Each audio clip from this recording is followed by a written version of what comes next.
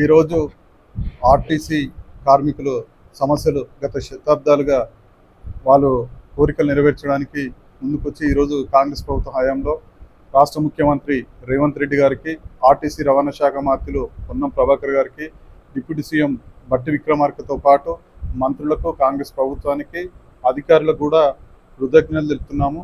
అలాగే నర్సంపేటలో చనిపోయిన RTC driver Shankar Goud కుటుంబానికి సానుభూతి తెలుపుతున్నాము.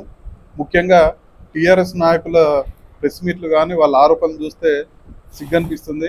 ఎందుకంటే గత టీఆర్ఎస్ ప్రభుత్వంలో ఇదే ఆర్టీసీకి సంబంధించిన కార్మికులు దాదాపు 55 రోజుల పాటు ధర్నాలు చేసిండ్రు. వాళ్ళ సమస్యల పరిష్కారం కోసం సమస్యలు పరిష్కరించమని పోరాటాలు చేసిండ్రు. 55 రోజులు పోరాటాలు చేసి దాదాపు 35 మంది చనిపోయినా కూడా వాళ్ళు ఎటువంటి చొరవ చూపకపోవడంతో పాటు కేసీఆర్ గారు అన్నారు, ఆర్టీసీని ప్రభుత్వంలో విలీనం చేసే ప్రసక్తే లేదు, ఆర్టీసీని ప్రైవేట్ పరం చేస్తామని చెప్పేసి అనడం. అలాగే నెలకు దాదాపు 640 కోట్ల రూపాయలు బడ్జెట్ పడుతుంది ప్రభుత్వానికి అదనంగా అని చెప్పేసి ఎట్టి పరిస్థితుల్లో కూడా వాళ్ళ సమస్యలు పరిష్కరించమని చెప్పేసి కూడా తెగేసి చెప్పడం జరిగింది. అవన్నీ మర్చిపోయి ఈరోజు కాంగ్రెస్ ప్రభుత్వం పైన బురద జల్లే చిల్లర రాజకీయాలు చేస్తుంటే టీఆర్ఎస్ నాయకులను చూస్తే చాలా సిగ్గనిపిస్తుంది.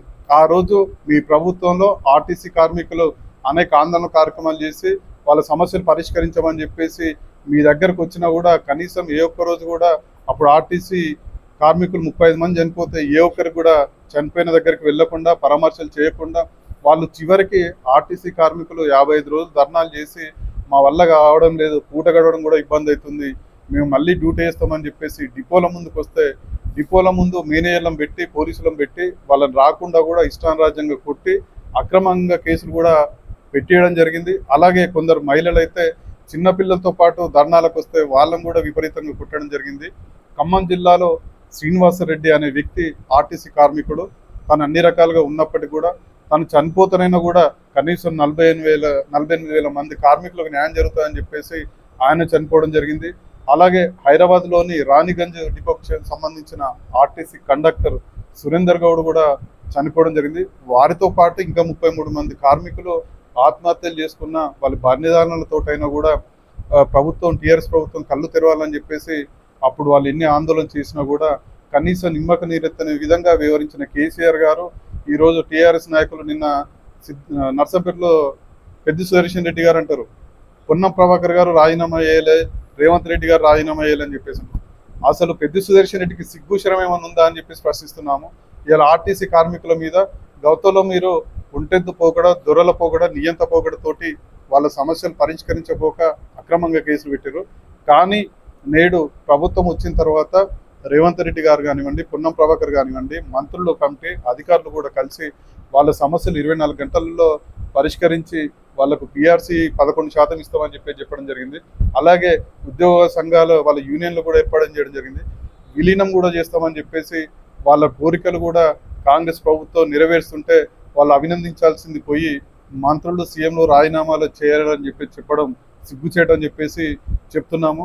గతంలో తెలంగాణ ఉద్యమంలో కూడా ఆర్టీసీ కార్యక్రమాలు, ఆర్టీసీ డ్రైవర్లు కానీ, కండక్టర్లు కానీ, కార్మికులు ఉద్యమాలు చేసిండ్రు.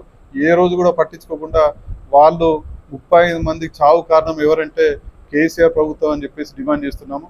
ఈరోజు రేవంత్ రెడ్డి గారు కానీ, డిప్యూటీ సీఎం గారు కానివ్వండి, పొన్నం ప్రభాకర్ గారు ప్రత్యేక చొరవ తీసుకొని ఎవరు బలిదానాలు చేసుకోవద్దు, మిమ్మల్ని మేము ఆదుకుంటామని చెప్పేసి 48 గంటలలో సమస్య పరిష్కరించడం జరిగింది. మీ టీఆర్ఎస్ ప్రభుత్వంలో నియంత పోకడ ఏ రకంగా ఉంది, ఇలా కాంగ్రెస్ ప్రభుత్వంలో ప్రజల సమస్యల కోసం పోరాటం చేస్తున్నాం కూడా మీకు కొద్దినైనా చిత్తశుద్ధి లేదని చెప్పి తెలుపుతున్నాము. గతంలో తెలంగాణ ఇచ్చినప్పుడు మీకు 59,000 మిగులు బడ్జెట్ ఉండే. ఇవాళ కాంగ్రెస్ ప్రభుత్వం మీరు 10 సంవత్సరాల అధికారంలో వచ్చిన తర్వాత 8 లక్షల కోట్లు అప్పులు చేస్తే కూడా అప్పులకు వడ్డీలు కట్టుకుంటూ ఇచ్చిన హామీలు ఒక్కొక్కటి నెరవేరుస్తూ కూడా మీరు ఒకప్పుడు ప్రైవేట్ పరం చేస్తున్న ఆర్టీసీని లాభాల పరంగా తీసుకొస్తూ మహిళలకు ఉచితంగా కూడా వాళ్ళకు టికెట్ లేకుండా ప్రయాణం చేస్తుండ్రు. ఇవన్నీ చేస్తుంటే కూడా అభినందించాల్సిన టీఆర్ఎస్ నాయకులు కానీ, ప్రతిపక్ష నాయకులు కానీ చౌకబారు ప్రకటనలు మానుకొని ఇప్పటికైనా ప్రభుత్వానికి అభినందించాల్సిందే తప్ప లేనిపోని విమర్శలు చేస్తే మిమ్మల్ని రాబోయే రోజుల్లో ఆర్టీసీ కార్మికులు కానివ్వండి, ప్రజలు కానివ్వండి మిమ్మల్ని తరిమే రోజులు వస్తాయని చెప్పేసి హెచ్చరిస్తున్నాం.